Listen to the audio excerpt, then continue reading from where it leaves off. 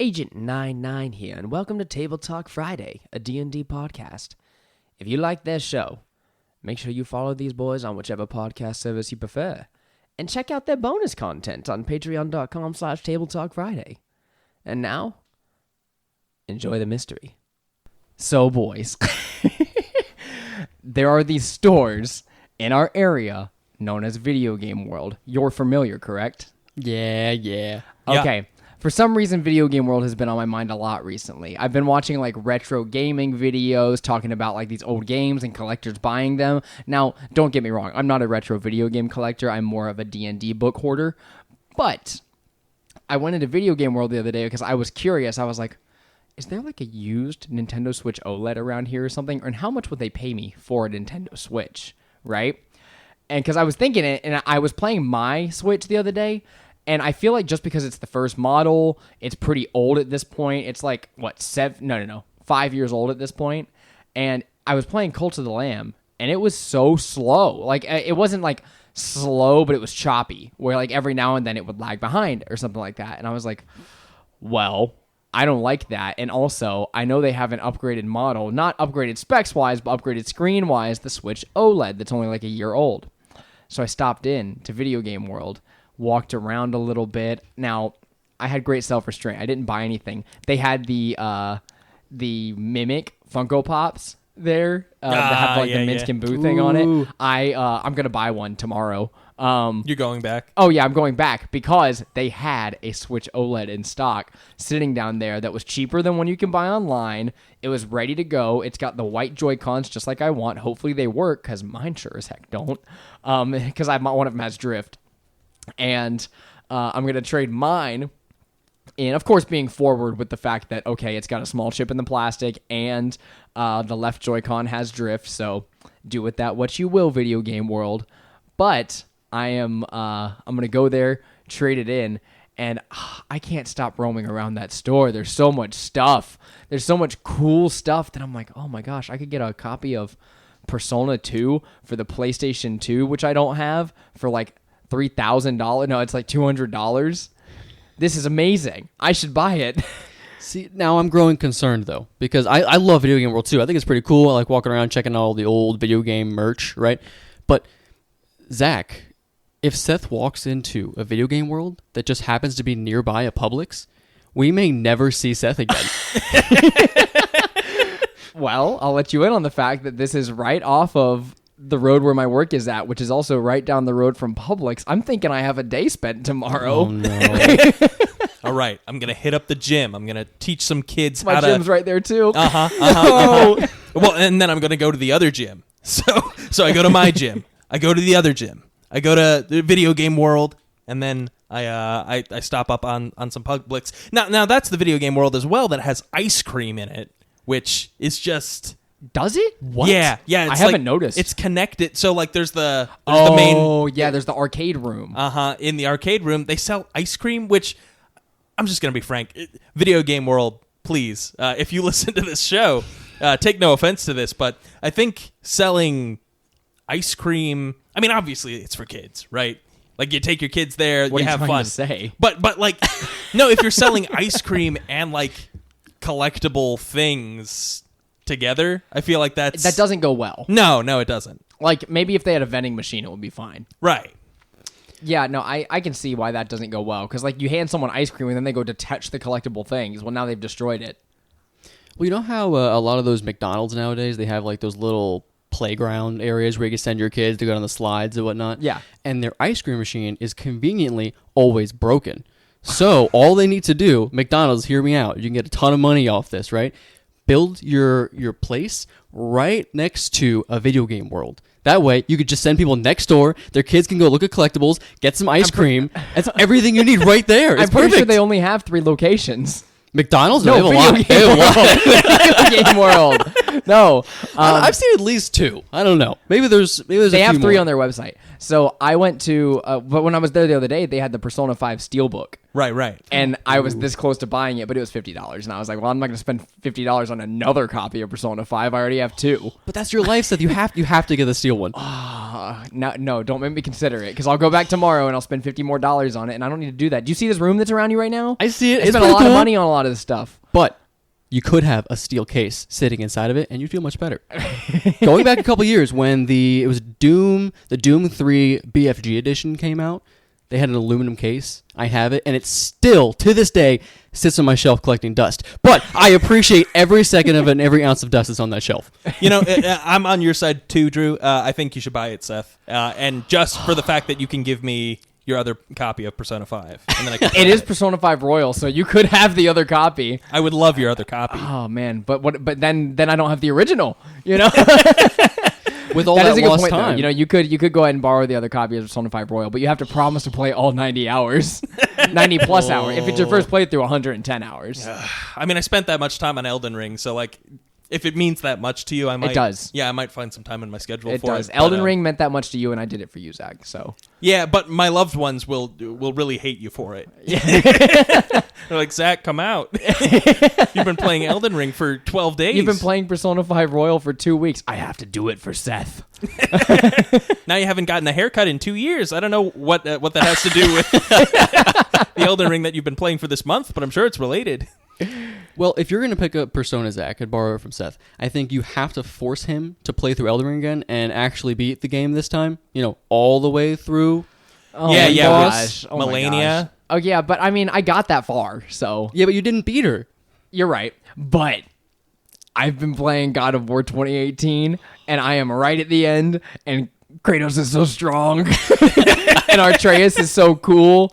That game is a banger. I think I'd put God of War 2018 over Elden Ring for my games this year. Really? Like how much I liked it. So I've played Persona 4 Golden, which is my top game of the year so far. Like, brilliant game. I played Elden Ring, Final Fantasy VII Remake, and now I'm playing God of War 2018. There's a bunch of other games in there too, but they don't matter. God of War 2018 is right under Persona 4 Golden. Like, that game is so good. Does Tiny Tina's rank up there? Or no, not even doesn't compare? I told you I might not even finish that game. Like, it's a good game, don't get me wrong, but it's a Borderlands game with D&D themes. So it's like I like it slightly more than any other Borderlands game. Right, which, it's Borderlands. Yeah, Borderlands has always been like a 6 out of 10 in my head, even though it is a good and popular franchise, like a solid 8 out of 10 franchise. In my head, like when I play those games, I'm just doing it for the junk food. For the junk food. Yeah, for the junk food, but now the junk food has D20s in it. Oh, speaking of oh god, I hit my microphone. I'm not used to this new set. Very professional. I know, I'm very professional. The other day I was scrolling through some sort of D&D merch site or something. Someone was selling LED light up dice. I saw that too. I saw that too. I was that We're all getting the I was same ad. that I have close, seen guys. Oh, because our feds are listening into our podcast and they're advertising the same stuff to all of us at the same time. You think the yeah. feds are responsible for our advertising? Oh, absolutely. No. Absolutely. There's some sweaty advertising guy in like a basement somewhere, and he's watching our ad stuff. The feds are just making sure that you're not building a bomb. Well, let's keep this topic very topical. Have you guys heard about the Twitch drama this week? The drama on Twitch.tv? Which one was that? Oh my gosh, there's been so much drama going on Twitch this week. There was, first of all, the biggest scam in in Twitch history. That one was huge. So a guy scammed his viewers and friends and family out of $300,000, and he's going down for it. The biggest chess scandal has been going on, where there was you haven't heard about the biggest chess scandal ever. So the best player in the world, Magnus Carlsen, I believe his name is, played against another guy named Hans something. I don't remember his last name. So Magnus Carlsen played against Hans blah blah blah, and now Magnus is the best player in the world, and Hans is like an okay player. And, well, I mean, a very good player compared to us. I want to be very clear. Right. I listened to part of this story here, and they described this man. They said, yeah, he's a good player. He's like the worst at the competition, and he's a grand master. Yeah, he's a chess. grand master, but he's like the first gym leader you go against. Right. So, playing against Hans, Magnus Carlsen was a shoo-in to win, easy. But Hans won, which was weird. and people were like curious about what was going on and whatnot. You know, they scan you before you walk in, like pat you down, make sure you're not like able to hide anything, because you can have like a chess bot deliver you answers through like a vibration or something like that. And the current theory of the only way Hans could have cheated is if he had like a Bluetooth or like Say it, Seth. Say it. or antenna or a butt plug or anal beads that delivers the signal to him to tell him where to move his pieces. What? And that's and this is a real thing. Like they're not kidding. Hold on. This man is a grandmaster at chess. Who's giving him this advice? No, it would be a chess bot. So it tells him the optimal move. So someone on the other end puts in like, this is where Magnus moved his piece. Hans, Morse code, this is where your piece needs to go to be the best possible move. Got it. Yeah. So that's the current going theory. After hearing the story, I don't really think he cheated. But if he did, I would love to hear how. I would love to hear it. I mean, I don't know Magnus Carlsen personally, and I've never seen him play chess. In fact, I've just learned his name today. But everyone loses some games sometimes. It doesn't have to be cheating. Magnus is the best in the world, man. How do you lose chess like that? Like, come on. But, if Hans stuck something up his butt to get that 1 W against Magnus Carlsen, I mean, I kind of want to give it to him. Fun fact, though, they recently entered the same tournament together, ended up in the same round together again, and Magnus pulled like the Uno reverse card and just left. Like he quit. He just dropped out. That is bad. What? Like that is bad manners in a chess tournament. Like chess tournaments are really serious. Yeah. Like you are. If it was anybody but Magnus Carlsen, he'd be like shunned from the community. But yeah, no. Magnus was just like, it's a chess.com tournament, and he just on turn 2 leaves game. That's crazy. Yeah. Because Magnus thoroughly believes that Hans cheated against him. I hope he makes a statement, though, because I know for a while he'd gone kind of radio silent on it. Yeah. And everyone was only speculating. The only thing we could think of was, anal stimulation for this, apparently. Yeah. But I do want to hear more. I also want to see Magnus Carlsen go up against the king of chess, Moist Critical. I did actually see... I saw a 3-minute video where Moist Critical destroyed, I think it was XQC. Yeah. That was pro. He beat him in 6 moves, I think. I mean, that's pretty grand mastery, right? It was so funny to watch, like watching that, because he didn't expect it, and he goes, "Oh, move," and then wins. Damn. And speaking of XQC, more Twitch drama. XQC was said to be at, I don't remember what they called it, but Cutie Cinderella was holding like some sort of like big event. That's Ludwig's girlfriend. And she was holding some big event. XQC was supposed to be there. Day of, doesn't tell anybody until the time he's supposed to be showing up. Sends a text, not going to be there, guys. And that's common for him. Like, it's pretty commonplace, but they were really, really mad at him this time. And let me get onto the last 2 pieces of Twitch drama before we get onto our topic.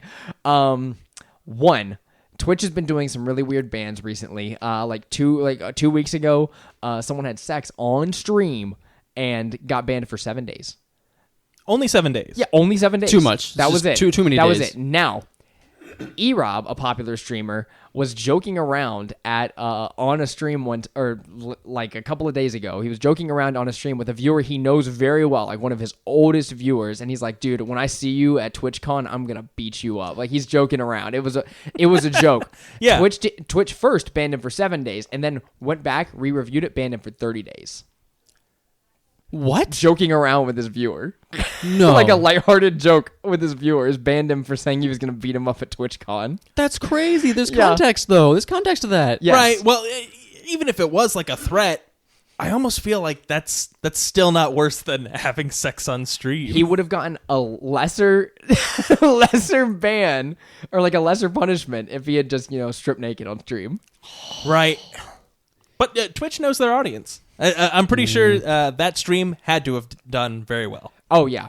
Last but not least. The final thing is last night, I believe it was, Twitch. So Twitch has a 50-50 partner split cut for subs specifically. So whenever someone subscribes to you, you get 50%, they get 50%. So $2.50 go to you, $2.50 go to them for a $5 sub. Now, that's been commonplace for a while, but for bigger streamers, they've been able to contract and get a 70-30 split. which is very good. I feel like 70-30 is almost like way more fair anyways for the person who's creating the content and bringing in the revenue. Oh, this is for the content creator. Yes. So Okay, gotcha. 70% for the content creator, 30% for Twitch. Okay, I feel like that should be commonplace anyways, right? Sure. You'd think. Twitch announced last night that they would be changing from allowing people to contract into a 70-30 split and allowing them to get that split. Everybody from now on will be 50-50. Oh. Yeah. So no more contracts. When your contract ends, you're going down to 50-50 probably.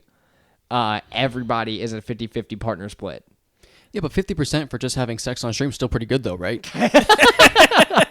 It's still a viable option. This way, I might just stop podcasting and go do that. Well, how much does Twitch take anything from like donations or? I believe so. I don't know the statistics on that. Yeah, and I will say like subs are that's a lot of revenue, but there are other avenues, but that's still not great. Right. Like I almost feel like, yes, it does cost a lot for them to have a back end holding them up, but Twitch is owned by Amazon, multi-billion-dollar company. Right. Like, it's not like they can't afford to stay open and let the streamers take their 70-30. Like, the streamers are doing the big bulk of the work. All they're doing is driving content creators away to somewhere with a better split like YouTube, which I believe does have a better split, though I'm not quite sure what it is. I find this to be a really interesting move from Twitch, just because I feel like Twitch and YouTube have been kind of going at it over the last few months as far as people trying to do their streaming on YouTube versus Twitch. And it seems like a lot of people are moving to YouTube, but both platforms have very similar issues of people getting, banned for weird periods of time, not getting good responses, very poor customer service. So do we think we're going to see more YouTube streamers at this point, or I don't know? Well, I can say that some content creators that I frequently watch over at Kinda Funny have been doing a lot of streams on YouTube instead lately because they wanted to test it out because Twitch did change recently where you can't before you couldn't stream on any other platforms. Now you just can't stream on multiple platforms at the same time. So you can stream separately. So instead of doing their Kinda Funny Games Daily on Twitch, they've been doing it on YouTube this month. And I am enjoying it far more on YouTube. I open up YouTube more frequently than Twitch anyway, so I open it. If they're live, it just recommends them to me at the top because they're one of my frequent watchers. So I'm like, oh, well, they're live. Just click right there. Like, I know that right away as opposed to having to go and open up Twitch, which I don't do frequently unless they're live. Like when I know they're going to be live. Yeah, I think I am on the YouTube streaming train. Not that I watch live streams live super often, but that's exactly why. YouTube VODs are so much better. It's just a YouTube video. Now you watch it. Twitch VODs, sometimes you want to go back. You're like, ooh, look at this deep cut that my favorite Twitch streamer did 2 months ago. Well, it's going to expire now, so you got to watch the whole thing tonight. Like Unis honest. Yeah, but that was on YouTube. Oh man, we gotta do something like that. We have to delete our whole podcast tomorrow, guys. No, why don't we give it at least a decade? Okay. Yeah, I can work with that. I mean, if we did it now, everyone would just say, "Oh, okay." Well, yeah, we got to do it when there's something to miss, Yeah, you didn't advertise that at all, guys. No one's gonna show up for it, and we're just gonna delete it. I'm telling you guys, we start with the sex thing, and then immediately the next day, gone. And we advertise that. Like, you can only get it today. Okay. I could get behind that. Well, I would like to talk to our viewers before we actually get into our topic today, which is player and character death. But I would like to talk to the audience first because we've got a lot of stuff happening in our D&D lives, boys. We've got the new studio going on right now. We're recording in it right now. It's not completely ready yet, but when it is, we're gonna be able to like play D&D in here for our own personal home games. I'm gonna start working on some separate content, and we might even decide to do some more stuff ourselves. Very exciting stuff. If you'd like to get in on that stuff, and this is our own personal advertisement since we don't have sponsors yet, you can go to patreon.com/TableTalk Friday. Check us out over there. We've got tons of bonus content, some post shows going up. We're gonna have a bonus post show episode going up to give you a little taste of it here this coming Monday. So look into. Well, I say this coming Monday as of recording. You've already had this for 2 weeks, guys. What's like? How haven't you listened to it yet? Come on. Yeah, exactly. So yeah, we are gonna be dropping a little post show out there for you guys to listen to, so you can get a taste of what the vibe is like there. And overall, just hope that you stick along for the ride with us. But Welcome to TableTalk Friday. My name is Seth Pittman. I'm joined by Andrew Romano and my boy Zachary Carvon. How are you boys doing today? I'm doing pretty good. I got home from work today and tried to plug in my wallet to charge it, but other than that, I'm doing pretty good. I'm dead. Much like the characters that we're going to be talking about today and how they may or not More job stuff? Yeah. Well, exactly. It does suck the life out of me sometimes, but I'm so happy to be here, and sometimes you just cast Revivify and you come right back, which I think this podcast really does for me. Well, I have scheduled a lot of stuff for these upcoming weeks because I've got a couple more competitions coming up for the competitive team. I booked a couple of hotels because I have to go out of town for a couple of them. It's going to be a lot of fun stuff happening over these next few weeks, but that's beside the point because today's topic is player and character death. Sometimes you play a D&D game, guys, and you get into a combat that you're way over in your heads about, or your DM didn't plan for it to be that strong, or the DM wanted to put you against a substantial challenge, and you failed. So, your character takes the proper amount of hit points and dies. Why don't we go into that first? How does a character die in D&D?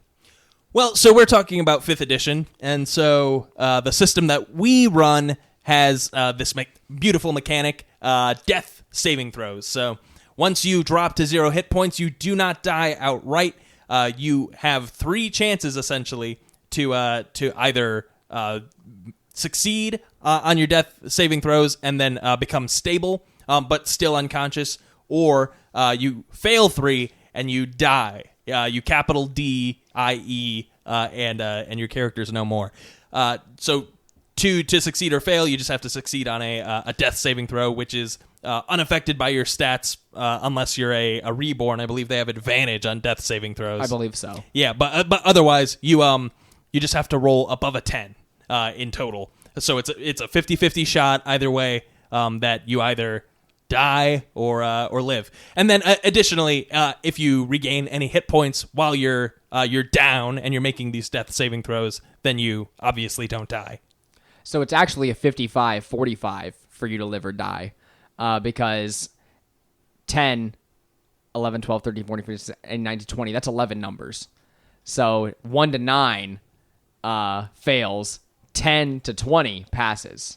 Is that true? Is it a 10 also succeeds? Yes. Okay, well then, yeah, 55-45. So the odds are in your favor, but if you roll a natural 1, then you take 2 death failures, and you only need 3 to die. So that's disgusting. And then additionally, if you take any damage while you're in this death saving throw state, you also take, I believe it's 1 from any damage, but if you're hit by a melee attack, I believe it also 2. Yeah, it counts as a critical hit, which counts as 2. So you can easily die immediately after dropping to 0, just depending on what your DM decides to do with you. So I almost find the melee thing to be a little interesting. Like, why couldn't you get 2 fails off of getting shot by an arrow? Because it's a harder shot, right? If you're laying prone, you're unconscious, it'd be harder to hit the person.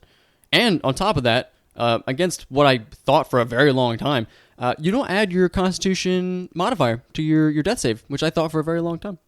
yeah, no, I get that confused too sometimes because it's a concentration, but no, it's just you add nothing. I like to imagine that the melee thing is because when you're up close and personal, you imagine the monster just like really takes their time and like gets in there with that attack because you can do absolutely nothing to protect yourself. If you're getting hit by like a ranged attack or like a fireball, it's not going to hit you in any special way versus how you typically get hit. I think that's the justification there. Also, additionally, if you take a number of hit points equal to your hit point maximum while you're downed, you also die. So if you just get completely destroyed in one hit, and the attack would both drop you to 0 and then also deal your full health amount, you also die. So do you always go into this death saving throw state, or can you die immediately? So, yeah, you could die immediately if you drop to 0 and the number of hit points or damage that you take exceeds your max number of hit points with the rolled over amount. So say I'm at Yeah, my max is 20. I'm at 15. I take 40. I'm dead. Yeah. Now, I've never met a DM or a table that rules it that everybody gets death saving throws, but I guess you could. And I'm talking, of course, about NPCs or characters that your players have actually interacted with throughout your story.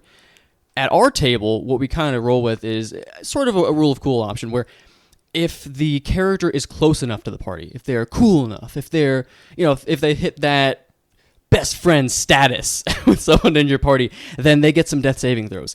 But if you don't bond enough with some of the people around you, or maybe you don't take some of those side quests, you might miss out. Maybe your best friend you've been romancing for a while might go down and you might lose her. You never know. Yeah, so do we have any opinions about that? Because I don't think there's anything in the DMG that states non-player characters get to make death saving throws, but I think there's an argument for it, depending on the circumstances. I think personally, I allow it only when it suits me for the story. If the NPC has gone down and they're a significant character, and all the players would be really upset if they just died outright due to some damage from not even the big bad, right? Then I might allow them to make death saves, and I'll let my players do what they will with that information. So I think similarly, but a little different. So I treat them kind of like, not 100%, but kind of like the characters in Skyrim, right? You have your certain characters that just died. They don't matter at all. They're not linked to anything. And then you have your other characters who, in Skyrim, they can't die. They just take a knee and they get back up. But in D&D, they can die in extreme circumstances. So if I get into a situation where a party member has been along with the party for long enough, especially a close friend or someone, not necessarily me playing as a player character, but an NPC is along with the party for a while, and that player or that character goes down, I'm probably going to give them death saves. I can think of other good scenarios where death saves would make sense, but it's usually only for people that are allied with the party for the time being. Right, and that makes sense too. I mean, you bring up Skyrim. That's sort of how it works, right? You take a companion, they come with you, and then all of a sudden, when they drop to zero, they no longer die outright. They just go down and then they get back up. I think it sort of works the same way. They have to be a member of the party. So even if they're not a character, a player character, if they've been traveling with you for X amount of time, I mean, some tables will even give them experience just like a party member. So then you treat them the same way. They get the death saves. Right. But I wouldn't say that's the only type of character that gets it, though. Say, significant, maybe the big bad evil guy even gets death saving throws if, the moment would be improved by it. Say you drop them to zero, and then you want to see them have their final little monologue, try and choke something out as you finish the job, or even this important NPC that we're trying to protect in this mission. Say it's someone's trying to attack them. The goal is to defend them. In that case, too, even if they're not a member of the party, it might be more interesting to play it out that way. Yeah, and coming up with all these ideas, this concept is very, very subjective, which is why I like putting it under the rule of cool kind of vibe. And I don't want to sound like Vin Diesel when I say this, but if the character is family, then they get death saves, And I think a good way to gauge that, realistically, it comes down to the DM for the most part, but I think the DM's job is to read the table, and if an NPC or a character were to be eliminated from the game or no longer there, if it would evoke enough emotion in your party that they would have to avenge them, try to revive them, or drastically change the way that the plot is working, I think they're worthy of death saves. And of course, there's a lot of ways to do it, but I think it really is just a call that the DM has to make based off of the interactions at the table and just kind of the vibes going off. Yeah, a lot of times there's I do fight back against the if they're family thing, because party members have had actual family in the game that I've just let die because it's been it's evoked emotion for the way the campaign was going. If I gave them a really good chance to save that person, not that they can't, but if I gave them a really solid choice to save that person, then it might, not evoke as much emotion as it could. But likewise, we did have a party member's family member in the game die recently, and I gave that character death saves, and she failed them. So, sadly, it does sometimes turn that way where I was like, okay, I'm going to give her death saves. We get through it, failed. And also damage was being dealt at the same time too. So, it's not like it could be stopped very well.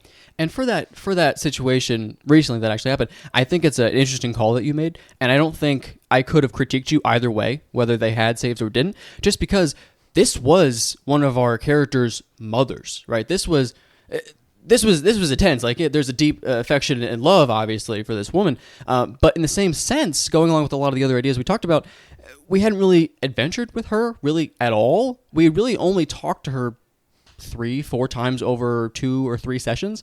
So she was very much so a stranger to us. So I think if you didn't give her death saves, I think it still would have worked the same. Yeah. Which shows it's extremely subjective. There's no way to make a correct call here.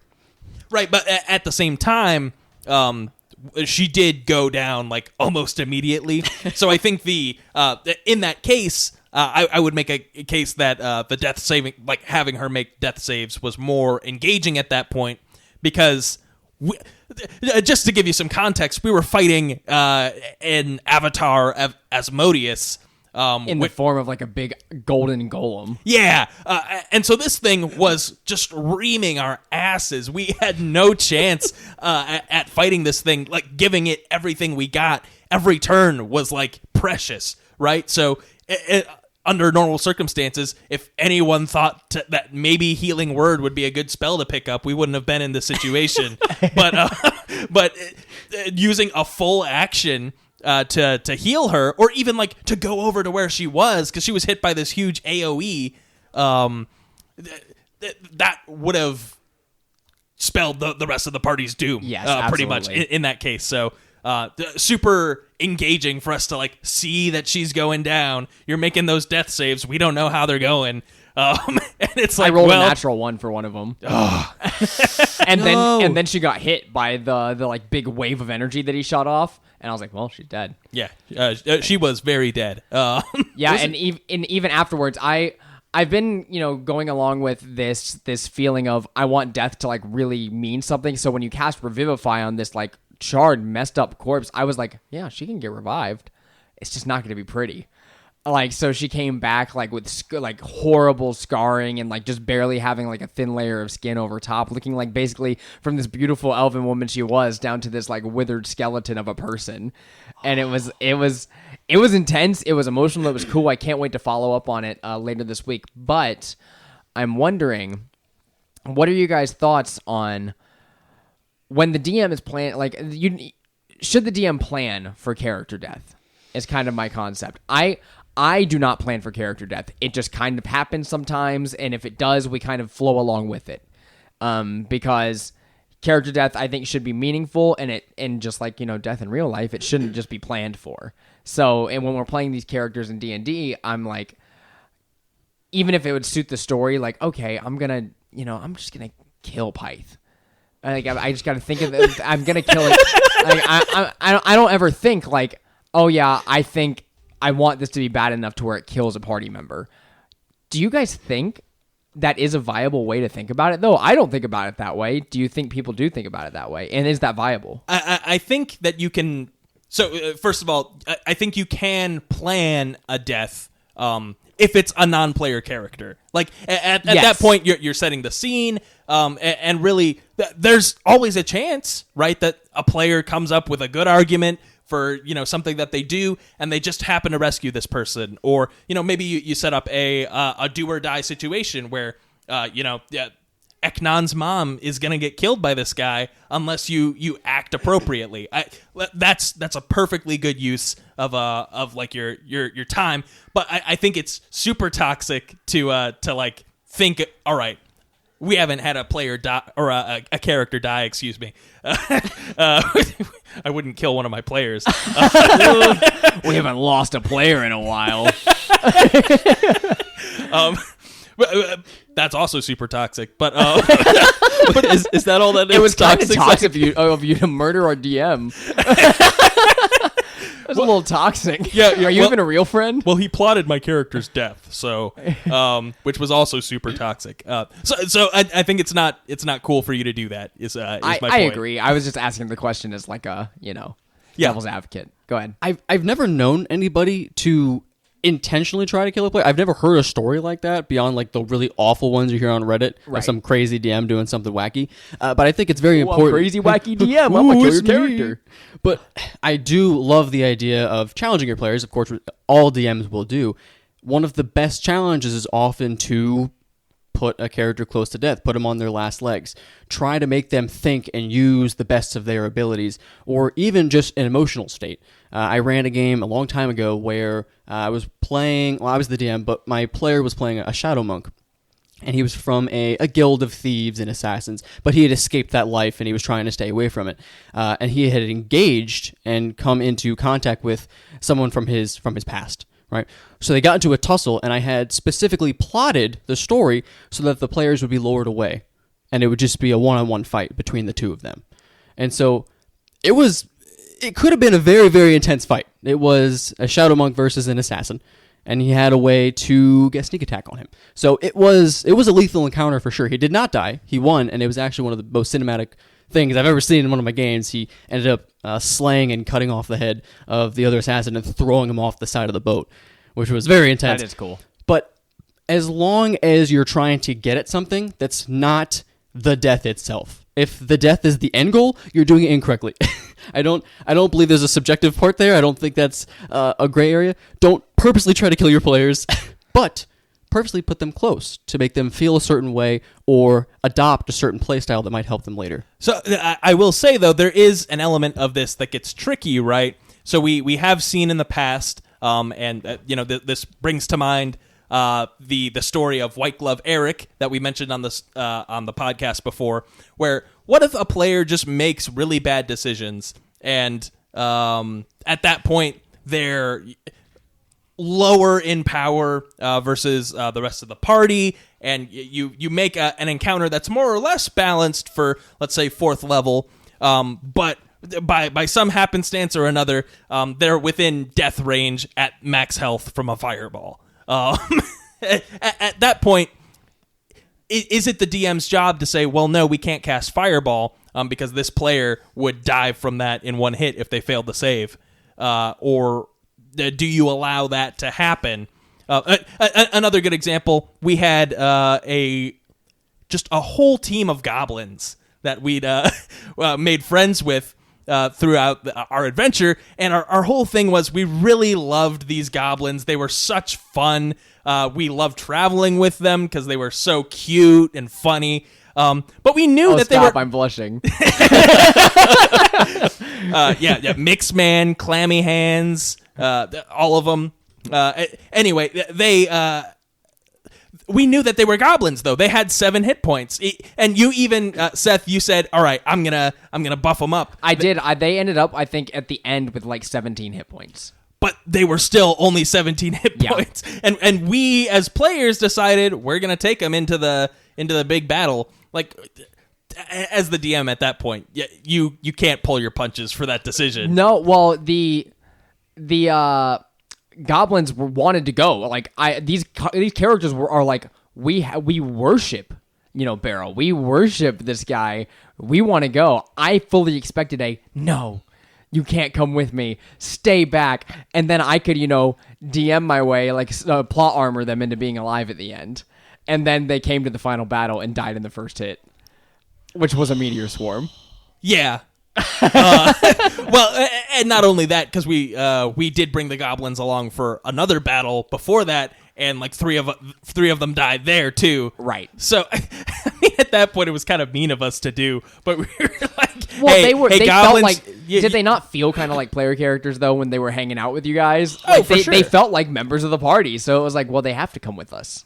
Yeah, and I think we had a conversation going into this combat. We're like, all right, we know that this wizard's going to cast Meteor Swarm on us, right? All right, so Mixman, Bix, Bomb, you go over there, far away from us. Well, you guys sent them in to rescue Artist Simber, remember? You sent them in to rescue him and pull him away because he had used the Ring of Winter and all that it had. Right. So he was like drained, and so they went in to go save him and pull him away, and they got Meteor Swarmed because I couldn't justify not hitting him. You know, at that point when you have like 3 targets for Meteor Swarm, it's like, well, this legendary hero has to be one of them. For sure, and my point being, we all knew that we were going to stay away from the goblins and spread out because they're going to be the target of one of these meteors. Yes, and they died. Regardless, so we've dealt with character death many times in the past. I still think about some of them to this day, like characters dying, and sometimes it's been a choice on the player's side. Sometimes it's been an accident. Sometimes my characters have died, and I've never been upset with a character dying. It's always just like, okay, well, that's reasonable. It happens to the best of us. What are your guys' thoughts on pulling punches when you're about to kill a player? Now, when we get to the point in a combat where, oh man, I made this a little too hard, or when it's a planned encounter but the party is just not doing it well, like they're just not playing well today, do we let that go through or do we pull the punches? Because I'm of two minds on this. I think sometimes I do pull punches because I'm like, this isn't an epic enough encounter. This isn't a cool enough encounter. Like a random encounter or like something small, I'm like, oh, I don't really want to do it here. Yeah, that time the party just happened into the Hell Wasp swarm. That wouldn't have been a very satisfying end for anyone. But I think a lot of times when you're thinking, oh, the party's going to like stomp this encounter and then someone ends up in a life or death scenario, a lot of times I think, oh, okay. Like, whatever, they're going to die. And I have killed a player on like one solid hit one time and been like, oh, shoot, I didn't mean to do that. Oh, well. Like, I did it with one of our characters at 6th level, correct? Or 7th level. I'm forgetting. What was the instance? This is when we fought the Fey Holder. The Fey Holder, and you walked. 7th level. Our wizard walks into the room, gets shot by one of the beams, and dies instantly. So I don't think you didn't. I don't think there was a way for you to pull your punches there. Nor would I have expected. I could have pretended you the dice was lower than it was because I made the creature up. Yeah, but in the same sense, I will pat you on the back even though I died. I hate you, right? We all went in there knowing it was an optional encounter. You said multiple times. I made it clear when you guys picked up the item, your mission, like, okay, your guys' mission accomplished. Like, we could go right back to the story, but we went in there because we wanted some treasure, and I paid the price for it. I could have tactically put myself somewhere else, and there was a number of things that could have altered that decision. So I think it was perfectly justified that I died in that situation, and I don't think there was anything you should have changed there. Right. I think it's perfectly appropriate as the DM, as long as you set that expectation that, all right, the decision you're making here might be a deadly one. As long as like that's on the table, then, What if I hadn't said something like that? Like, I didn't say outright, you could die here. I've said, your mission is accomplished. Like, whatever you do from here is like up to you. It's optional.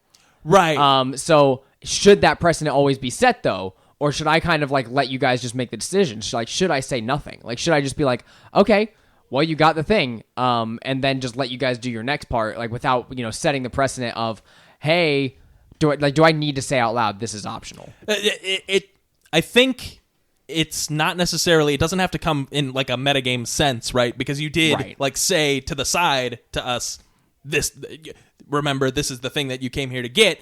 If you're going in deeper, this is optional. That's perfectly valid too, but I think it has to be implied somewhere in there that you're running into a deadly encounter, because otherwise, for example, if that precedent hadn't been set here, we didn't have any lead up to indicate necessarily that going down into this one particular area would lead us to a beefed up beholder at level 7, you know? So in that sense, I think it's definitely appropriate. There's got to be like a messenger somewhere. I mean, and to your credit, you did sort of set the expectation as well. We showed up in the Feywild, and everything we fought was more difficult than hell. Yes. So we definitely ran. Literally the session before you died, Drew, you almost died again with the rocks and the Cyclopses. So. Now, do you think that encounter with... So we dealt with the character death there. Luckily, there was a revival that happened along with the selling of one soul. And when that happened, do you think that was good for the story? Or do you think that it wouldn't have mattered if it happened or not? So I think it was good for the story. And I think it was good for the story for the same reason that I think DMs need to push and need to beat on their players a little bit, not maliciously, right? But if there's no consequences, if there's no punishments for the things that you do, if there's no threat of loss or death, like, why are you playing? You're just playing creative Minecraft. Like, there's nothing to lose. I want to feel driven in my story. I want to feel like Brain Skyrim. No, but that's the first thing I thought was Brain Skyrim. Freaking Skyrim. But no, like it needs to happen, and you need to be on your last legs every once in a while. Going forward, it definitely helped build my character, if nothing else, with the feats that I took, because I took the tough feat shortly after that, because I was tired of going down in one shot, and it's actually worked out very well for me. Right. And while that's not necessarily a developmental piece of the story, it's more a mechanical ability kind of sense, I feel a lot better playing my wizard character now with the tough feat because I died, because I feel less threatened while still being threatened because I'm a wizard, if that makes sense. There's a little more I have more wiggle room, but I'm constantly thinking about me dying back in the Feywild, and I don't want that to happen again. Right. And in case you haven't listened to our, it might have been our first story time about the Feyholder, or maybe second, I don't know. In any case, if you haven't heard that story time, the way that this ended up, none of us had Revivify. So the way that we ended up getting your character back was you were offered a deal with the pit fiend in my shield, and you said no, you're not going to give him your soul, and so I sacrificed my immortal soul to this pit fiend to bring you back to life, and now no matter what. We're connected in that way, and I don't know how this campaign is going to end for Oswin, but his immortal soul does belong to a devil who's sort of just out and about, because Mordenkainen took my fucking shield. So, well, you mean the party forced you to give it to him? Yeah. Well, in my mind, there was nothing that you guys could have done besides what you did. It's Mordenkainen's fault. He gave you the option. Yeah, just have better family members in your games, and you won't have as many problems, to be honest.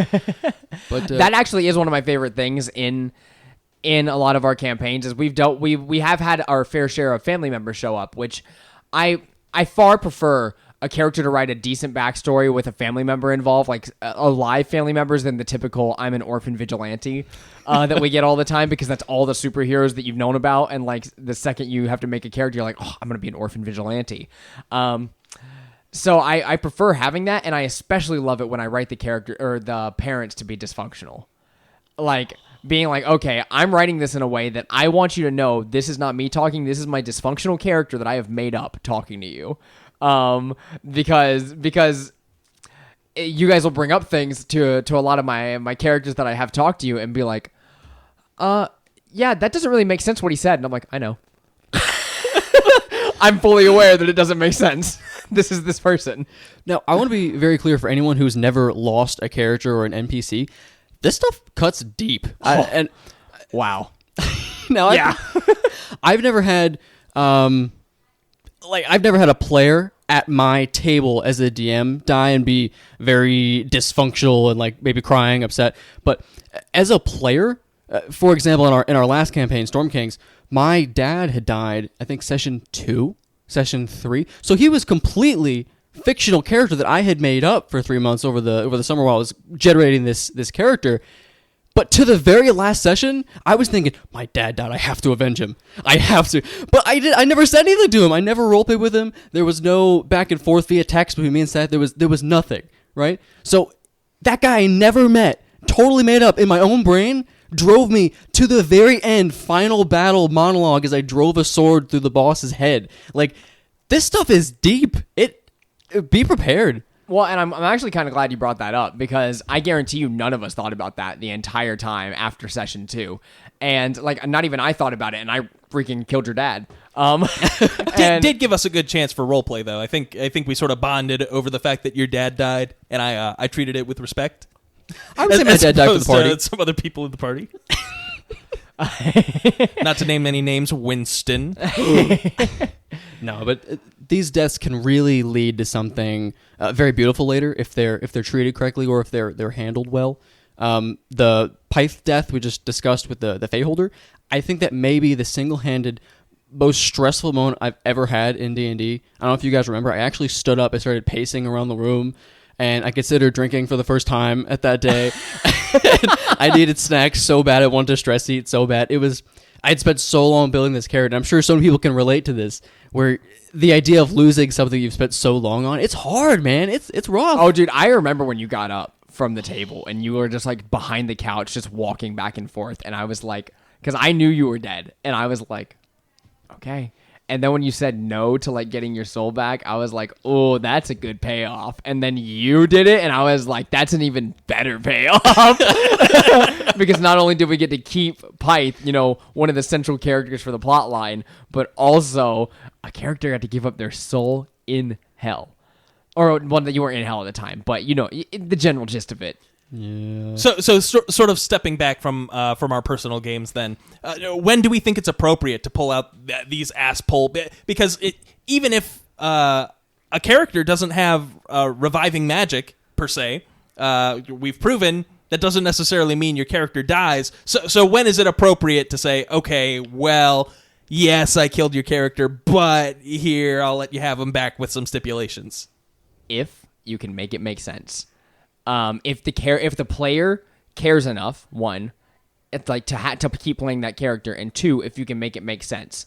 Another time that we had characters die was in the Undermountain, for the Dungeon of the Mad Mage, beneath the Yawning Portal. I'm sure plenty of you have heard about it, but in the Undermountain, Hallister kind of has his own rules going on down there, and when we were down there, we ran through a situation which I didn't intend to kill characters, but I did. 2 players died while we were in the Undermountain, and while we were discussing, I was like, okay, I know how I would bring these characters back if they died. I had planned for this when you guys first went down there. I was like, I know how I would bring a character back if they died on their way through the Dungeon of the Mad Mage. Here's how I'll do it.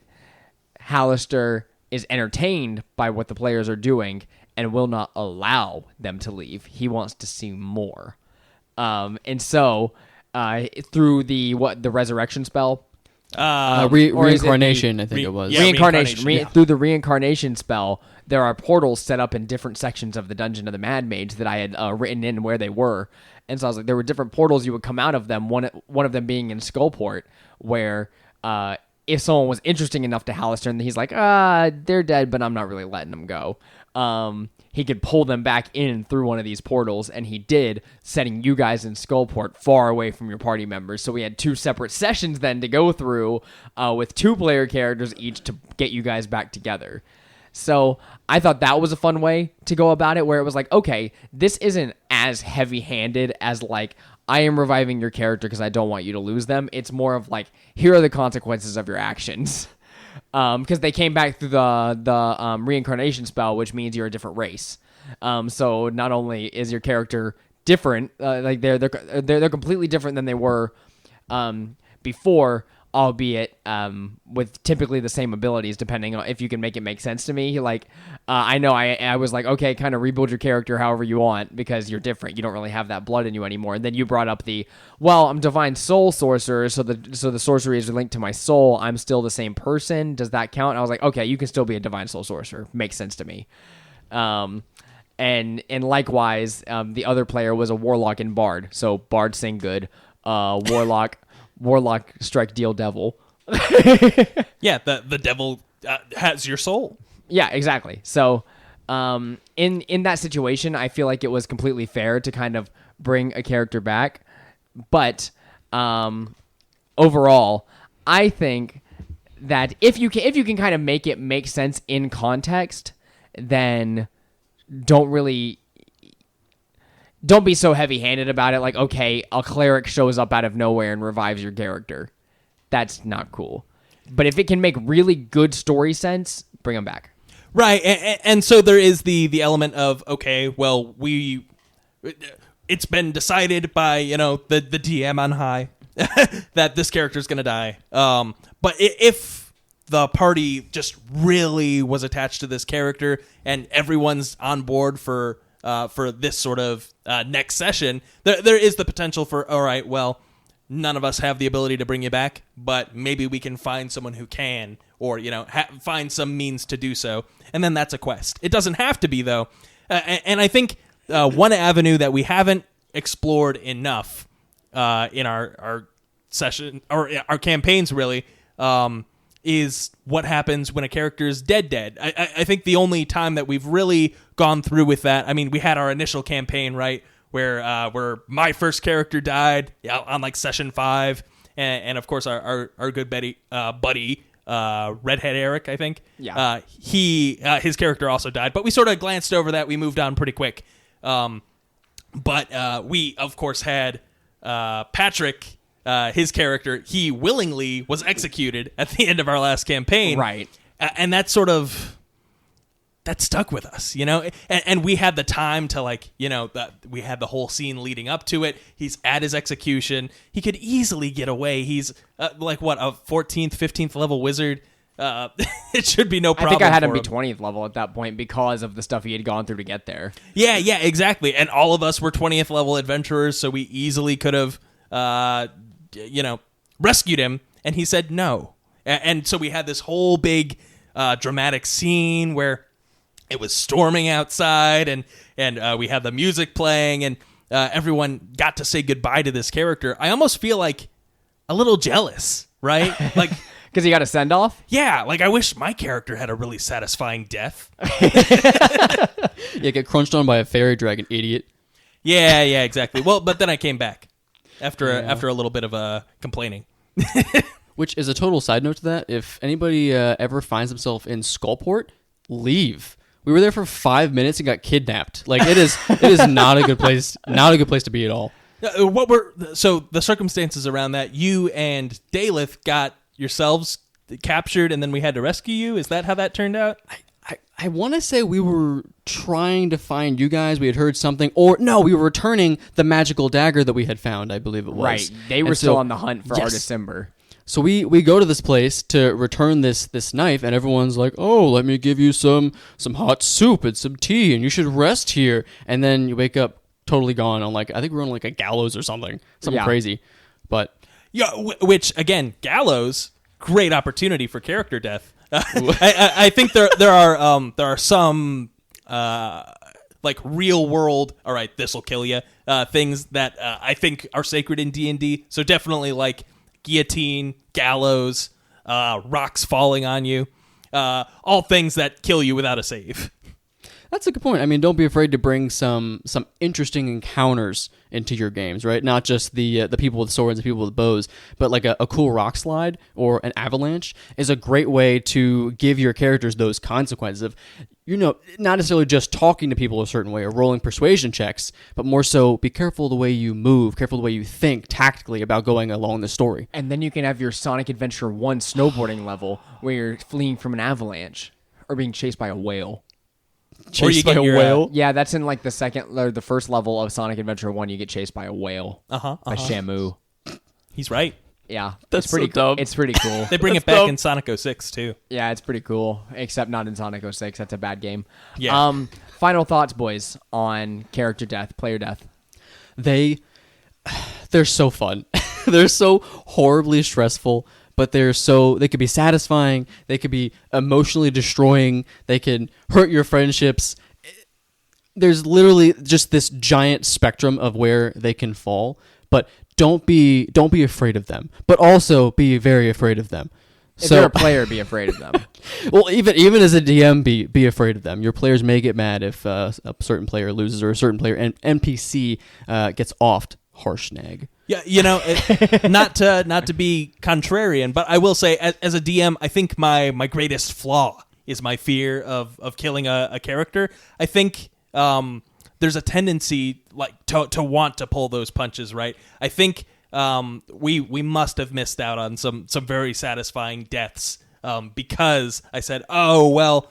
Yeah, it's going this way, but I'm gonna change up my strategy to be less optimal because I want my players to succeed. I think there's definitely a whole world that we haven't explored of satisfying character deaths. So I think going forward, just understand it's all about setting the expectation and setting the tone. So obviously, if you're first level and just some random goblin kills your one of the people at your table's character with a crit. Yeah, or even worse, not a crit, just a wizard. Then maybe we can roll that back or find some a more satisfying way to deal with that. Maybe a powerful NPC shows up and that's the jumping off point for your campaign or something, is this person that brought your level 1 character back. But otherwise, it's death is a part of life, and just like D&D is sort of like its own internal world that you're experiencing, there's a lot of good that can come from that sort of thing, especially from a narrative standpoint. So be afraid of death, but not too afraid. Everyone dies. And with that, thank you so much for listening to this episode of Table Talk Friday. You can find us on patreon.com/TableTalkFriday if you would like to check out our post show that we're about to record right after this. You can also catch us on TikTok at Table Talk Friday, YouTube at Table Talk Friday, and Twitter at Table Talk Friday. Character death is crazy. It was so much fun talking to you boys about it, but can I have the Grim Reaper take me to hell? All right, get in. I've got my boat here, and I'm gonna take you down the river of Styx. It's sort of like the river Styx, but it's just a lot of sticks, and actually it's not flowing. It's a stagnant body of just a lot of sticks in it. So I'm gonna need you to get out from behind and just push us down. But like by the time you're done doing that, you'll probably be pretty tired, and then you'll be ready for hell. So anyway, what was I talking about? Oh yeah, everyone enjoy the rest of the show, the Patreon post, so that we're gonna record right now. Have a good night.